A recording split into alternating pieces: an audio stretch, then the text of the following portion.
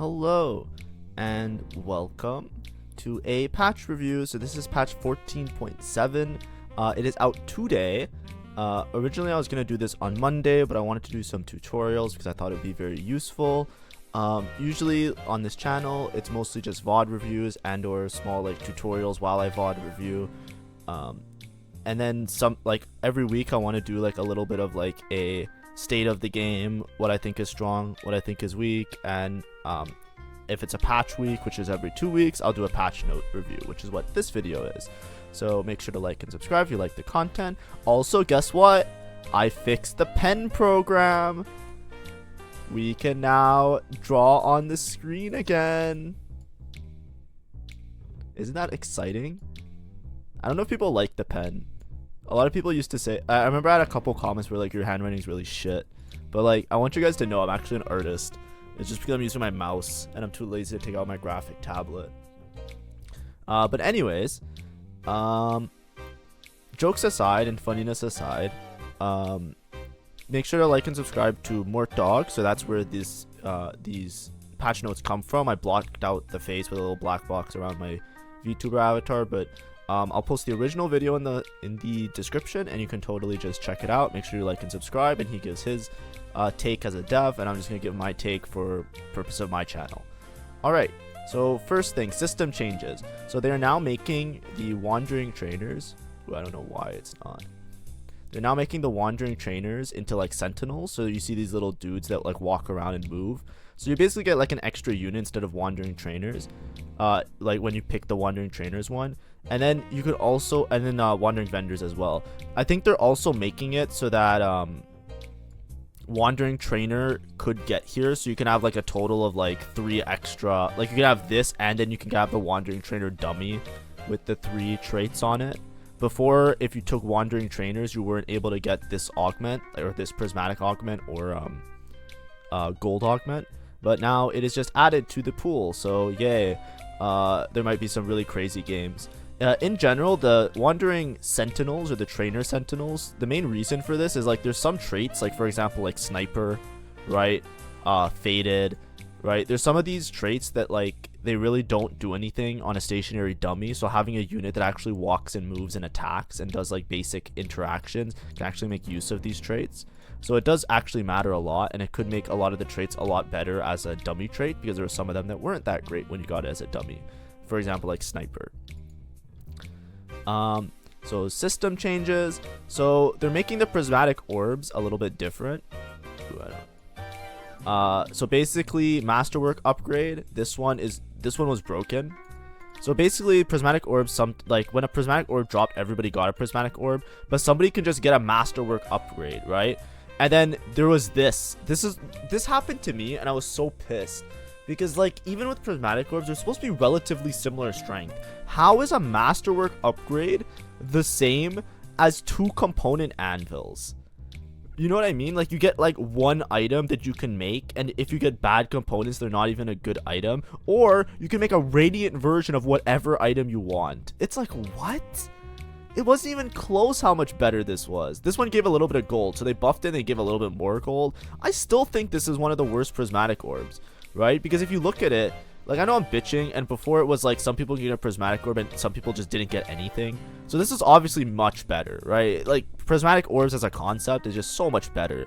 But like somebody could get a spat, you know, but you know, spats sometimes don't really do anything anyways, so you know, it's fine. This is so much better that they're getting rid of this masterwork upgrade. This one was so bad. If you haven't played it and you didn't get it in your lobby, it's like whoever got masterwork upgrade was like, it didn't matter what their spot was, they're just in such a better spot.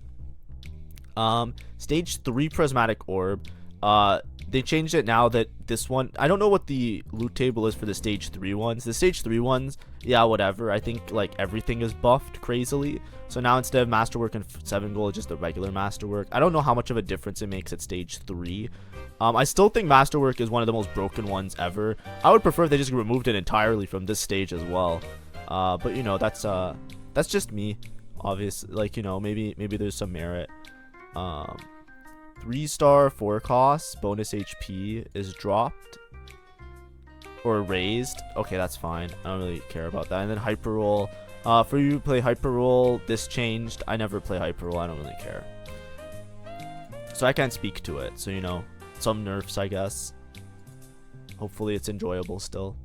Encounters. So you will see the following encounters will be seen less often, right? I don't get...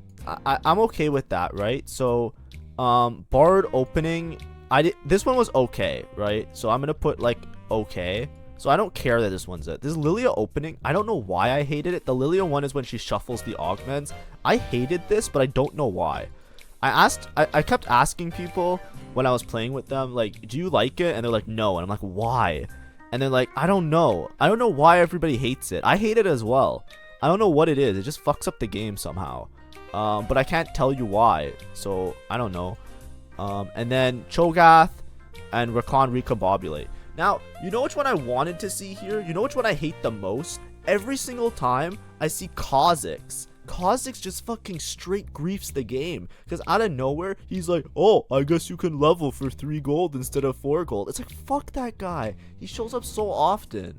Like, I would rather have... Like, Rakan Recombobulate is also bad. The Cho'Gath Sloth trade is also bad. But, like, Cho'Gath and Kha'Zix feel like the same thing, right? Like, Cho'Gath is horrible if you're rerolling. And then Kha'Zix is also horrible if you're rerolling. But I really hate the Kha'Zix one. But that's fine. Lowered the amount of time carousel encounters. Set Sivir Tristana. So Tristana didn't feel that bad. She just gave a bunch of gold, right? Like, I think no matter what your spot is, a bunch of gold is always nice. Like, obviously it can make high roll a little bit more high roll and low roll a little bit more low roll. But it wasn't like that crazy. Sivir and Set though, I kind of like them because I like just going into an encounter and having nothing change the game. It feels like I generally like it when there's less variance. So I'm gonna miss seeing Set, but that's okay. Aatrox Gold is nerfed. That's fine, whatever. Alune unit cost buffs. They're nerfing the 2 cost and they're buffing the 4 cost. I think that's fine. I think it's hard to play around 4 costs in the patch, and that's one of my biggest complaints about the last patch. Just in general, it was just miserable to play around 4 costs because like I felt like rerolls were very strong, and whoever had like an opener for a reroll would just force the reroll, and they had a much better chance of top 4ing. There wasn't really any 4 costs to play around unless you were in a really high roll position, because in general what you're trying to do is just go 9. And if there was somebody that high rolled in the lobby and was able to just go 9, then by the time you get to 9 you just don't hit the units anyways. So it was always like miserable. It was like you either had to reroll or go 9, or stabilize and go 9. But the problem is like all the reroll comps were like super duper stable on like 2 stars, right? So I'm hoping to see a lot of nerfs to like Bard, to Yone, to like Ghostly, because it was just ridiculous. It was like, okay, I have like an Ashe carry, right? Or I have a Kai'Sa carry. I'm never winning against Ghostly because Kai'Sa, as soon as she hits a Ghostly unit, your whole board dies. It's like an Uno reverse card. If you haven't seen what Ghostly does, like every time they get hit 7 times, they make a Spectre. And Kai'Sa is like all about like doing rapid fire damage. So she just like shoots at the Shen. The Shen takes no damage, and your entire board just gets scattered with Ghostly sprites, and then you just die instantly. It was such a grief. And the same thing with like other units, like a lot of matchups, like even like Story Weavers, unless you Giga Capped your board on 9, you lost to Ghostly. Sniper, like anybody with a Gwinsu, so like Aphelios carry or Ashe carry, you lost to Ghostly. Right? Bard, you lost to Ghostly. It was just miserable. And I don't think it was just Ghostly, because like a lot of those comps you also lost to like Bard, and you lost a lot of the rerolls like Bard and Yone because they just scam your backline. And it's like I feel like it would be better if like I think the rerolls shouldn't be as strong, and the rerolls shouldn't be able to scam your backline as easily as they do. Which is just like, it's just a to me it's toxic, the current environment. Like I find it very unfun to play. Maybe that's the better word for it. So making 4 costs, even if it's just through Alune cost buffs, making 4 costs more viable, I think gives a lot more outs. Because if you're in a middle ground where you don't have a reroll and you can't go 9, I want to be able to have a chance of playing for top 4, playing around a 4 cost on level 8. And maybe that's different in like different elos. I'm just saying, like right now, like I'm just in Emerald and I'm not having any fun. Like I want to rank up to like Diamond Masters, but I just don't even care to play the game or study the game, because every time I boot into the lobby and I see like 3 people hard forcing a reroll and a ghostly player, and then one guy who has a good opener, I look at my spot and I'm like, oh yeah, I don't have a reroll and I don't have a good opener like to go 9. It's like I don't even want to play. It's like I'd rather just like FF right now. So I think that's holding me back a lot, and I would like to play the game more and be better and like stream more of the game, but like until this, hopefully this patch fixes that. But I don't know. This feels, you know, unfun to me. Anyways, that's an aside. Back to patches. They changed like the win goal to a little bit less components. Now it excludes Rascal Gloves. I feel like this Wukong one was just whatever. Like in set squatting, they decreased the size because some people would get griefed by it. That's totally fine. I don't really care about like nerfing the specific encounters. I just want to see less of Kha'Zix, honestly. I don't know if it's just me. That guy shows up like every other fucking game for me. And who's the one that makes the spats on the carousel? Whoever the fuck that guy is, I think it's Kha'Zix as well. Like you can just go suck a dick. I fucking hate this guy. Traits. Altruist. It's in green, but it's actually a nerf. They let it make a little bit less armor. I don't think it will greatly change everything, but it was a bit overtuned, so that's a good change. Love that for everybody. Arcanist, they're actually boosting it. Now, if you haven't played around Arcanist was one of the few comps that was very strong and uncontested. Upcoming on this channel will be me getting, I think it's a second. I'm not sure what I got with it, but I played 8 Arcanist. 8 Arcanist is very strong, and 4 and 6 Arcanists are also very stable, so making it a little bit stronger. I expect to see more people just going vertical Arcanist. It's actually very, very strong because there's good frontline units. Nico's good. There's good reroll potential because everybody's like a 3 or a 2 cost that you can play. And you have good tempo into late game because as soon as you get a Lysandra, you can just shove in a Lysandra. So it's actually very nice. Artist can now copy non-champions quicker. I don't even know what this means. Like legitimately, I don't know what this means, and I don't think he explained it. So I'm gonna have to rewatch the video. I don't get it. He could have copied non-champions. So what? You can duplicate items? I didn't even know you can do that. Like what? That's a thing. Anyways, fortune. 7 fortune was nerfed. That's fine. And then they added a Radiant Bloodthirster to Set Dummy. The Set Dummy one felt really bad because Set needs to scale really hard. And if your dummies like don't like bail you out of your position, like if you don't have enough gold to like properly like transition out of your fortune, this cash out was pretty bad considering how high of a cash out it was. Ghostly Damage Am dropped by quite a bit, so from 12 to 10 and from 20 to 16. I don't think this is enough to make the Ghostly comp unplayable, but I think it's enough to make it so that it can't be contested.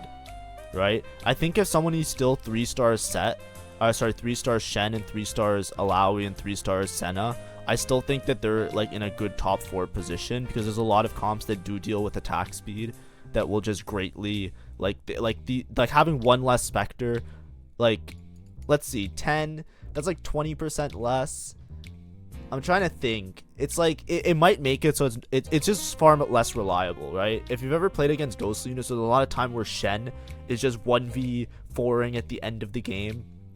He just like 1v4s and he goes slap, slap, slap, and he just wins you a couple games. That definitely won't happen anymore, right? And that's why it's probably a lot worse.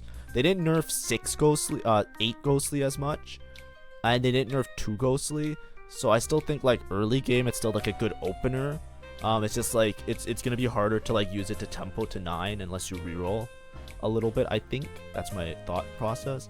Heavenly, they're nerfing Wukong's attack speed. I didn't even think this was that big of a deal, but sure, go ahead. I think it's just because like on giga capped boards, Wukong was just really good to just throw in. Like Wukong became one of the best legendary stats, right? Like in this game, Wei, I had a comment, I talked about it in one video. I had a comment that said Wei is not the best legendary. If you look at the stats, I'm not going to pull it up because I have too many tabs open, but Wei has the high, like as of the previous patch, Wei had the highest win rate, right? And Wukong was very close behind, but he had the highest top 4 rate, right? Because Wukong was really reliable to just splash in with Altruist. So you would just be playing a Soraka, which is also Heavenly Altruist. You'd throw in Wukong, and Wukong would give attack speed to your whole board, which attack speed is just so good always, and unless you're playing like a ghost against ghostly, which hard counters attack speed, but like in general attack speed on units in TFT is really, really strong. But Wei just did everything. Wei just did everything. So if you had like a 3-item Wei on your board, he just like fucking he's just the best at winning out the game. Like there's enough said. He's just so fucking broken. I think he's probably getting nerfed in these patch notes. I'd be surprised if he wasn't. But he heals your board. He does AoE damage. The AoE damage is massive, and he duplicates units on your bench. So like you can even like giga cap your board by just having the Wei in early. Right, it matters so much. Like in a lot of times, if you look at who's the top 4, it's usually the Wei player. Emblem Omnivamp is increased. I think that's fine. I felt like this Omnivamp was kind of underwhelming. 6% is really big because if you're playing vertical heavenlies with the heavenly emblem, then the 6% turns into like close to 20%, right? 240 and another 50. If you're on a 3-star unit, it's like almost 300 times. So what? That's like 18. Like around 18 if you're playing vertical heavenly, right? If my math is correct, you 3-star unit. Reaper bleed damage, a little bit decreased. I think Reapers were kind of strong. I don't think Reaper the trait is as bad as Reaper the Yone. Because the Yone heavenly board was just so toxic. That came out towards the end of the last patch. So hopefully people don't play that as much anymore. Maybe Yone got nerfed, who knows. Next, traits. Ink Shadows. So all the Ink Shadow items, so they made 7 Ink Shadow better. This is good. I felt like 7 Ink Shadow was a little bit underwhelming, and you never really played vertical Ink Shadow, but this might open up new lines, so that's very exciting. I love it when there's new lines with higher traits, if that makes sense. Tattoo of Bombardment, like all of the Ink Shadow things got fixed. I think Vitality one was the weakest one. It doesn't seem like it's that big of a change, but so I still think it will be the weakest, but everything else got buffed. That's fine. I felt like they were already really strong. Ink Shadow was always like a good early game thing of just getting an extra item. I don't know if this makes it like vertical Ink Shadow is going to be broken, but I definitely think that like, you know, some of these attack ones can definitely be better than items, and a lot of times they weren't before. Story Weaver. Scroll of Force now gives Kale ability 50% damage in addition to the wider area effect. This is kind of big. So this should be talked about blue Kale. So specifically before, you usually made green or red Kale, and you rarely made blue Kale. In China, one of the texts was to just slam blue Kale. I think even in the prior patch, not even in the current patch, and just make her like one shot like multiple units on the board. And that was like really strong in the last patch. So now they're doing a lot of buffs to blue Kale. Blue Kale might be like the go-to. Like you take green first and then blue if you're playing vertical Story Weaver, and then Kale just carries and like one-shots units. It's actually very, very, very strong. So be ready for that.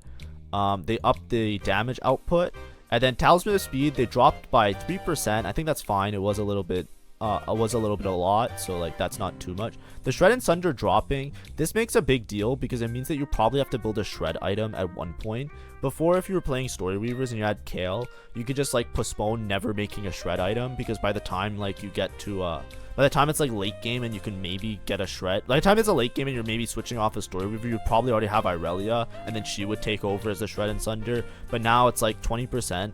Like it seems like not that much, but like when you play the game, it really makes a difference. Like, you know, you might have to make like an even Shroud and just have that at one point in the mid game to stabilize you harder. 3 Story Weaver got nerfed. 3 Story Weaver got nerfed. They're small nerfs, doesn't seem like that much.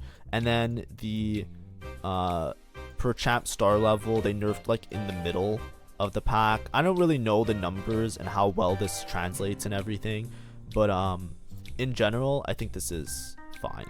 Like, I think these are slight nerfs. I don't think it really Story Weaver wasn't really that big of a problem to me in my games. Like, very rarely are people like vertical Story Weaver top 4ing. Like, it's so easy. It's usually like the fast 9 to transition using Story Weaver, and I don't think this really changes that. It just makes it a little bit less reliable to fast 9. But I think if you play vertical Story Weaver now, like the idea is if you're vertical Story Weaver and you're not fast 9ing, you play Kale of Force and you play towards Kale carry, and if you're not, then you just have a little bit of a harder time, which is good changes. Okay, champ changes. 1 cost, so Kha'Zix. Kha'Zix was actually really good. I've been using him as an item holder a couple times now, and he doesn't do a lot of damage. I kind of underestimated him a little bit, and they are buffing him, so I think he will be like, I think he will be in an okay spot to like, you know, be like a strong opener if you had a Kha'Zix too early. Apparently this buff, I saw on Twitter that it hasn't gone through this nerf, but basically they wanted to nerf the amount of casts to get the extra range, and they didn't nerf it. So maybe there'll be a B patch and they'll fix that, because that's just like bugged. Yasuo. If you didn't see Yasuo was so fucking broken. So I don't even know if this makes him less broken, because we have to see like faded changes as well. But like, I don't think there's any faded changes because we didn't see it. So just the armor MR, like before if you had like a Yasuo with the gargoyles, he was just unkillable for most of the game. As a 1-cost unit, it was just crazy. They literally cut it in half. That's how broken it was. So if you weren't playing around Yasuo, if you didn't think Yasuo was that strong, they cut it in half. Right? Like literally. It's crazy. So yeah, this is a good change. Kabuko, they made the 15% HP for the ability damage. They're trying to make Kabuko like this unit. Kabuko is just really weak in general. I feel like his scaling is not good enough. I think that's the main problem. I think Kabuko, like you know, when you have units, like the way he works is like based on interest, he gains extra HP, and then his ability does damage based on his HP. Like you don't want the scaling, like it's a really hard thing to balance. Kabuko kind of felt like he always did nothing, but that's because he's similar to like Set in that regard, like the 5-cost unit in this set, because how do I phrase it? You run into these situations where he's a scaling unit, so you can't make him really strong out the gate. You can't be like, oh, I hit a Kabuko 2 on 2-1. I have a stable early game, and this guy's so strong. Because if he's strong early, and then he scales, he'll be strong the whole game. And if he's strong the whole game, and he's a 1-cost, then it becomes like this, oh, I guess that's the unit that you need. Like, it becomes like this really, really, really horrible situation. So you need, like, scaling units to be weak early so that they can scale and be stronger late. Right? Or like keep up and stuff like that. But they like, he's a 1-cost, so it's like you feel like he never really hit that spot in the game. Maybe with this increased ability damage he does more, but like I feel like he was very situational, and I never really felt like I had a Kabuko 3-1 game that I had in the whole game. I was playing Fortune, and even late game, like, you know, stage like 4, he was in the whole game. I was making full interest the whole game. He did like absolutely shit all. Maybe now he'll do way more because he has the ability damage increase, so we'll see. Sivir, less ability duration. That's like your thing that grants the extra attack speed. I think that's good. It was kind of annoying. 2 costs. Kindred, I felt like always was in an okay spot. They're buffing him for some reason, so sure. Kiana's also getting buffed. I felt like she was somebody that was underplayed, that sometimes just, you know, I don't know for sure. Lux is somebody after my heart. I so badly want to, I think Lux as like a unit, I think design was cool. I think the ball was cool. I think the sound effects are cool. She makes a little like clock noise, like with the porcelain sounds. I wanted to play Lux so badly. I played Lux reroll one time. I didn't really hit hard, so but I was able to get a 4th. She's very strong. She does miss a lot though. I don't think she needed more spell damage, because she's already like, the way you build Lux is you kind of build her like a 1-shot cannon, and then you try and snipe the back line, and you try and position her to like dodge as many units as possible, because her spell does less damage as it passes through other units, and you're just trying to like 1-shot or 2-shot the back line, right? And I think she's like really fun in that sense. Because she's not like a scam the backline unit where it's like RNG like Kai'Sa or Bard, because Kai'Sa and Bard, it's like, or trick shots, like they just shoot to like another opponent, like another one of your enemies. So when they scam your backline, when they hit your front line, then they just hit another person behind. It's like you don't actually know how to aim it. But with Lux, you can like actually aim it, so there's like a level of skill as well as a level of counterplay, and I think that's really healthy and cool. Right? Because it's like, oh, there's a unit that if I scout, I can avoid, or if I don't scout, I cannot avoid. And there's like you know, positioning. That's like a part of the game.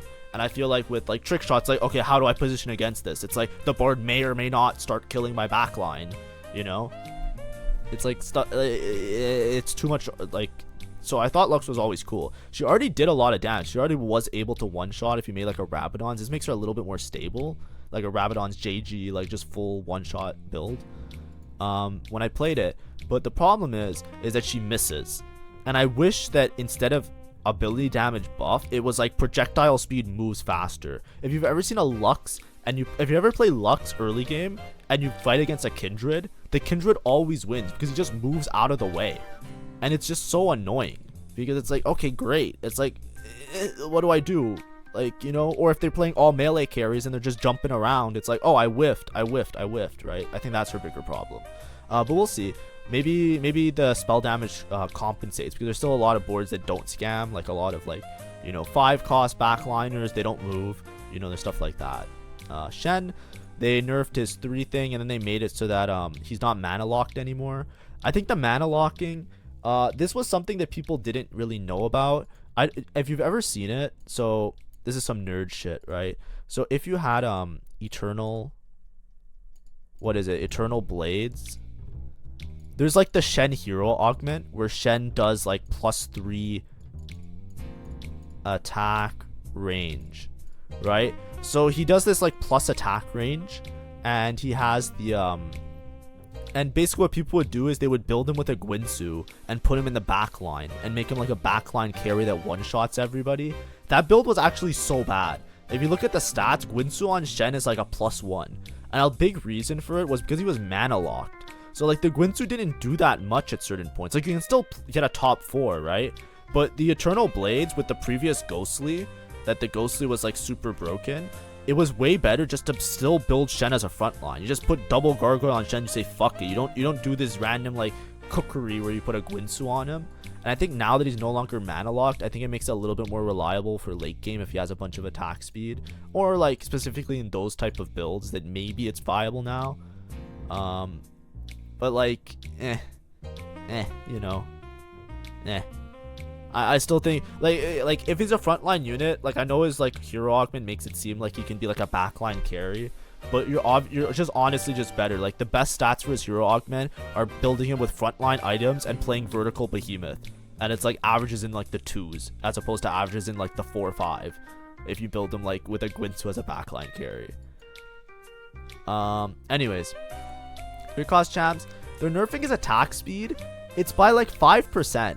I don't think this is a big enough nerf, I'll be real with you, because Bard, there's a lot of Bard players that don't even play attack speed Kale, right? So the way I look at it is attack speed Kale would have given him 15% attack speed, but in this case they're only nerfing it by like 5%, and it's starting attack speed, which is also really important. What I'm trying to say is that like there's some Bard players that literally would not optimize to play attack speed Kale, and they would play Sunder Kale, and attack speed still gives +15 starting attack speed, and they would play Sunder Kale, so that's -15 attack speed, and they would still top 4. They would still be really strong. There would be no difference. It wouldn't be like, oh shit, the Bard doesn't have the starting attack speed. So I don't know if these changes are gonna make it, like maybe in the game it doesn't scale as well and it feels a lot worse, and it makes it less reliable, but I sure as hell hope so. This unit was busted. I hate this guy. It's gonna make me quit the game at TFT soon. Soraka buffs are good because I think Soraka doesn't do that much damage in general. I think Soraka was really strong if you played Vertical Heavenly, but you know, I'm not entirely sure if she's you know, I always believed in Soraka reroll and Vertical Heavenly, but the problem is I think Soraka now has just become the altruist bot, where like almost every comp has been trying to fit in altruist, so you could just never hit her. Like even Bard players pivoted to like play altruist with Bard, right? So you can never really reroll or have her as like a main damage dealer or itemize for her because like you just never hit her, right? Like one time I was playing Vertical Heavenly with the Divine Rerolls augment. I was playing yesterday, and I didn't find a single Soraka because the whole lobby naturaled Sorakas and I couldn't, and I went 5th because of it, right? I don't think it's ever reliable to itemize her anyways, so you know. Tristana, AD buff, like she's already broken, she's already really strong, so I think that only directly directly benefits duelists. And then Diana got some buffs. I think that's good because I felt like Diana was a little bit weak as a tank. Diana went from being like giga broken in PvE to like being like kind of like okay now. I think that's a good change. It could also buff like the Janna reroll comp, which I really like, because having the Diana being a bit more reliable could also help out with just Dragon Lords in general. They nerfed Thresh, but mostly in his shared armor. So like because Thresh was probably one of the best faded bonus players, I think that's good. to make it so it's less for everybody else, but I don't think it's like essential. It just might make it a lot less reliable to play like vertical faded into like fast nining, which I think is good. But I don't see these changes being that intense. Honestly, I think this is just gonna hurt the faded comp in general, right? Because the faded comp, you almost always did this, then everybody had a bunch of armor. It's pretty much like cut in half the shared armor. So, and then he also had scaling off of armor, so like the shared armor would like reset to him, which would reset to this, which would make him like unkillable. So this might be like a massive nerf for faded, and you just have to like hold that. You have to like look, we have to look at it and see, but there, it might make faded like from like a top one, like one of the best comps you can play. It's pretty much the only comp you can play that has a 4-cost carry that is reliable. Like it's literally the only one, and like now it might not be that anymore. 4 and 5 costs. Ashe buff, that's good. I felt like Ashe was kind of weak. Morgana buff, I think outside of Ghostly, Morgana was like almost like not really good. She has really good traits, so I think it's always scary to buff her because she's like one of the greatest utility users in the game, right? Her ability can miss and it doesn't spread Morello perfectly, obviously, but it's good enough, right? It's obviously better than like a single target user in the backline with a Morello. So she was always like really good to just splash in because Sage just buffs your whole board. If you have like a lot of high quality units, like you have like a 5-cost fast 9 board, you know, you can just play Morgana plus 1 more Ghostly. You get Ghostly, you get Sage. It doesn't really do anything, like, you know, if it's like mid game it doesn't really do anything, but if it's late game and all your units are super strong, then of course it does a lot. Xayah buffs, I thought Xayah was weak. Outside of the 4 trick shot build, which is very hard to play around because you have to kind of high roll into it, I think that that's good. And Kai'Sa buffs as well. Maybe this makes it so that 4 costs are viable again, but I don't know because I don't think they nerfed the 3 costs enough. In my opinion, there's not even a single Yone nerf in this whole thing. There's not a Yone nerf. There's like a slight Reaper nerf, right? But where's the Yone nerf? Where's the Umbral nerfs? Where's the, not Umbral nerfs? Umbral's fine. Where's the the Kayn nerfs? Right? Is the 4 Reaper nerf gonna be enough? They decrease the bleed by 5%. Is that enough? I don't know. I don't think so. So I still think the meta is gonna be around the 3-cost rerolls, because they did nerf Wei. Wei is the only legendary that nerfed. He was the most broken in the game. I keep saying that. I'm not trying to like drive a point home. I just mean like I honestly believe he was really broken, and I'm glad to see that there's a nerf, right? Because I know that I commented about it before. Okay, champ classes. This is just like the on the little thing. Where is it? Like on the side of the screen when you click the unit and it shows what items they are. They have a thing, and then it tells them like what items that are good for them. This is good because it just makes it less confusing if you're new at the game, and if you don't know what items to build off rip. It just makes the recommendeds a little bit better. I think this is also the same recommendeds that stuff like binary airdrop would work with and Ornn, but I don't think binary exists anymore. I'm pretty sure they removed binary from the game this set. So yeah, I don't know how useful it is, but it's definitely useful as like for people who don't know what to build. Items, Gargoyle nerf, that's great. Gargoyle is very broken. A lot of people are starting to use it a lot. Hextech Gunblade nerfs, I didn't think it was that broken, but sure, that's fine. I agree. Ionic Spark, the health nerf is good because it's a utility item, and I felt like it was crazy. The same with Morello, the attack speed nerf. Morello was one of the most broken things in the game. And then they actually like buffed Sterix Gauge a little bit. I felt like Sterix Gauge was pretty good on some units. It's like Biss on Kayn, it's Biss on somebody else. I remember I looked up the stats. So it wasn't an unplayable item, but this is fine. We'll take it. It's one of the less built items. I would have liked to see a Nashor's tooth change, because I felt like this item's a little bit underpowered, and I would like generally like some AP buffs, because I feel like either through units or the thing, like before it was just like all the AP units are like fast 9 units, and I felt like it'd be nicer if like we had like some of those items a little bit more viable for like other units. But I guess like making Morello worse is like whatever. Aegis starting attack speed. The attack speed is a good change. Aegis was one of the most broken ones. They changed Zizirats in general. I feel like it's in general a nerf, but it's hard to tell. Like they increased the armor, they decreased the attack speed, and now the scaling changes. Like it kind of goes from like 2-star to 3-star, and then like but it doesn't change early game. It mostly just changes late game. So I think that's fine. I think Zezrots in general were really strong, and then if you played the Heavenly Zezrot Fine Vintage, it was like kind of toxic.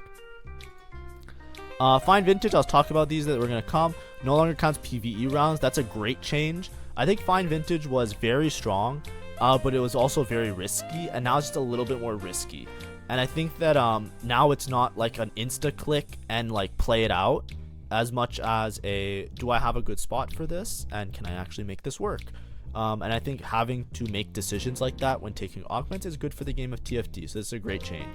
It just makes it a little bit less reliable, right? Because they basically, you could think of it as every Fine Vintage cash out happens maybe a turn later, right? And that's might be enough to make this not even a broken trade anymore. But I think it'll still be playable. You just have to have a spot for it, if that makes sense. Good for something. Nobody ever took it. Sticks and Stones disabled. Good. This was, I think they said this is disabled because in lower elo, like low ranks, it's like in high ranks it's never taken, and low ranks it's always taken. So they don't want to like make changes to it because they don't know how, and they're gonna fix it and then like patch it in. So I think that's fine. I felt like I never take it, so I guess Mortdog was saying I was high elo, which, you know, that's cool. If you're somebody that takes it all the time, that's cool too. There's nothing wrong with that. Just always be happy and try your best to improve, and everybody always has room for improvement. I have a lot to do. I'm still stuck Emerald. Prismatic Arcanist Crown now gives a Zoe. So basically what they're doing is these are like whatever. Build-A-Bud, I feel like Build-A-Bud just is fucking bait, because like you're just down a Prismatic, and if you don't win streak, like I feel like none of this helps. I think Build-A-Bud is just not a good augment anymore. I thought it was broken before, but I don't know. I don't really like it. This is fine. I hate it at what cost. I think it was like kind of like whack. So I like that it's removed. Fortune Crown, they give a little bit more. Basically, all of the crown ones, they're buffing the units and the items that you get. Right? Story Weaver, they nerfed it because that one was really strong. And then 2-for-1 is no longer offered at 2-1, only at 3-2. This is good. This is a good change. This item was this one was broken. This was such a reroll enabler. I think that the trick with 2-for-1 was that you would just power level and then grab all the units and be like giga strong later. Having to be 3-1, having to be at 3-2 isn't that big of a difference, but it does lose you like 4 rounds of duplicates, which is a lot, right? So I think that's a great change. And then Warden Crown, it's a bit cut off, but they just like have an extra unit. Arcanist Crest, yeah, these are just the crest ones. Basically they're just upping the unit from a 2 cost to a 3 cost because they're just generally a little bit weaker, some of these crown augments. So that's all that they're doing, right? They're just increasing the units. I don't think it changes much, but it does make it very fun. And now what they did is they added these plus ones. So Drop Blossom plus, Ethereal Blades plus, everything, or not everything must go. Oh, Everything Must Go was bugged, so they removed it. So I don't know if Everything Must Go, how to play around it, but that might be something to learn. What I wanted to talk about was these plus ones. So now if you get offered like Drop Blossom or Ethereal Blades later, it becomes a plus version, which gives you a 2-star version of the hero unit, which I think is, I don't know how I feel about this. I think it's a little bit broken, because like let's say you get Drop Blossom and you already have a 2-star Nico, and then all of a sudden you get another 2-star Nico. Now you're only 3 off of Nico. It's like it can make it like really fucking insane. Like people can just out of nowhere just hit like a Giga board, because I'm not sure if these are tailored as well. I'm pretty sure they are, right? Like if you're playing around Nico, there's a chance that you get Drop Blossom, right, as an out. So I don't know how I feel about it, but that's fun. Like, you know, if you just want to pivot into Drop Blossom, it's a lot easier to just take it and you just get a 2-star Nico. So it makes it more appealing, even if you're not like, for example, a Nico reroll or a Shen reroller. It's like, oh, this gives me a frontline unit with a trait that with a hero augment that makes them really strong. It's like I might as well just take this. If I hit the 3-star, I hit the 3-star. If I don't, I just tempo. It's like it gives some options. Haunted House, they're just changing the units. Midnight Siphon, Porcelain Crest, these are all fine. It's all like the same thing. They're just changing the units that they give, which, you know, that's just a little bit of shuffling. Sage Crest, yeah. Scoreboard scrap. Yeah, this is better that it's not offered on 3-2. I think that sometimes you would get it on 3-2 and you'd already be loose. You already lost all of stage 2 and you're like, oh, I'll be in the bottom the whole fucking game. I might as well just take it. I think that this is fine. I didn't think it was particularly broken, but I understand the change. Spirit Guardians, sure. Storied Champions. Oh, they increased the Storied Champion buff to Garen. I didn't think he was that strong. I don't think this will really change anything. I still think that the comp is very risky. And it's like maybe a top 4, but it's not like even an easy top 4. So like unless you have like a shit ton of Garens, I would never take this, right? It's very situational. It's very situational, and you're pretty much just playing for a guaranteed 4th, maybe a 3rd at best. If you high roll and you get like Story Weaver spats, then like yeah, sure, yeah, you can play for a 2nd, but the chance of that happening are very little. They fixed the Venereal Piggy Bank. I don't know if this is going to be good, but that's a good thing to note. So maybe it's broken now. And then well fed and these. Yeah, those are all fine. Okay, and then I need a little pointer. Oops. Then we go here, and then bug fixes. I don't think I'm just skimming it.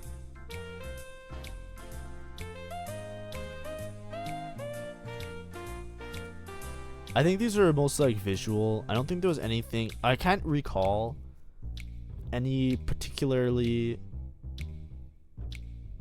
Oh yeah, see, like Boiling Point is now correctly available when you have the Porcelain trade active instead of when you have the Dragon Lord trade. I was wondering why I kept getting Boiling Point. Like I do always have Dragon Lord in because I love playing Janna, but I was wondering why I kept getting Boiling Point. That might be why. But yeah, so that's just a tailoring bug. A lot of these are like things that I didn't know and I don't think greatly affected the game. Like I don't remember there being any crazy bug. I'm just looking if there's the Annie bug, because I found an Annie bug where Annie rides Annie instead of riding Timber or Tibber.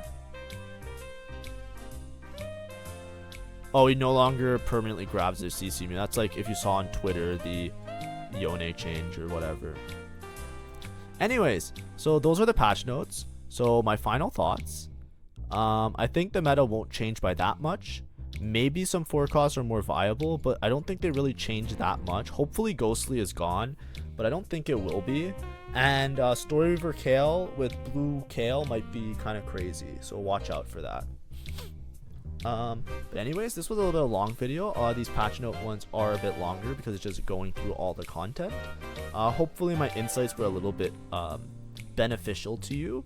If you want to also make sure you support the original poster Mort Dog for making these slides. And yeah, I'll see you guys tomorrow. I'll probably play some TFTs at one point on my stream. I will post when I go live. So yeah, bye bye.